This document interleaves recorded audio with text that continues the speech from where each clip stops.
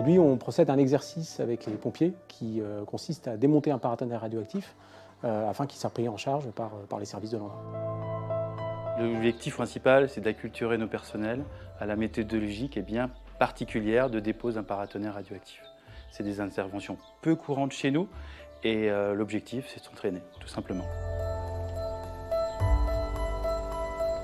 Une intervention se séquence en plusieurs étapes. La première, c'est l'analyse de la zone d'intervention.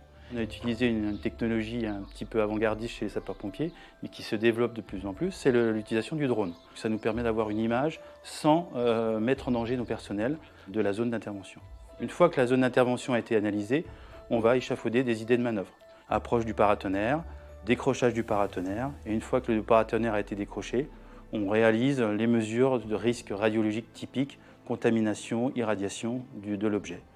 Une fois que tout a été mesuré et contrôlé, on conditionne le paratonnerre dans un fût qui sera ensuite récupéré par l'ANDRA.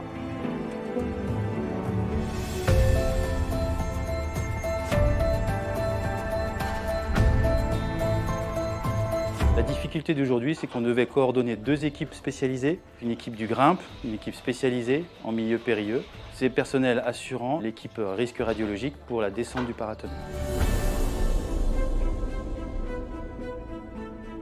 Ces paratonnerres se trouvent très souvent sur des églises, principalement, on en voit beaucoup, mais aussi beaucoup de bâtiments publics.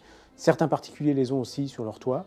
D'un point de vue risque, tant que le paratonnerre est intègre, pas de danger, la radioactivité qui est présente là ne présente pas de risque d'exposition pour les propriétaires.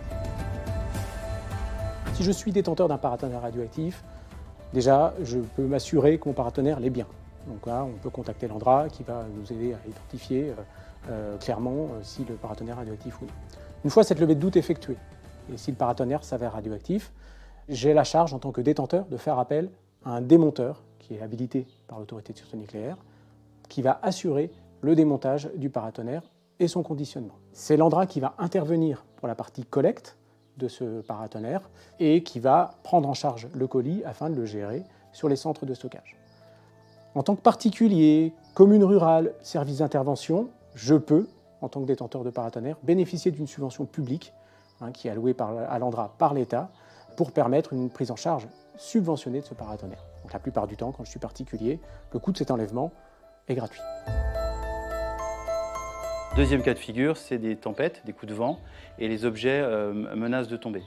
Et très souvent, les particuliers nous appellent en disant « j'ai mon mât d'antenne avec un paratonnerre dessus et qui risque de tomber sur la voie publique ». Et dans ce cas-là, effectivement, ils font le 18, ils doivent faire le 18. Et ensuite, une fois que l'appel a été fait, on vient sécuriser l'intervention, éviter que les matériaux tombent, et ensuite on intervient proprement dit sur l'objet.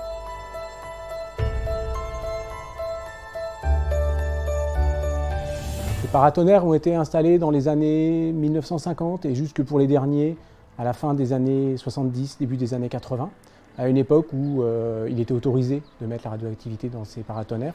Cette présence est liée à une croyance ancienne d'utilisation du radium où on pensait que mettre de la radioactivité dans ces paratonnerres allait améliorer son efficacité par un effet d'ionisation de l'air ambiant autour du paratonnerre.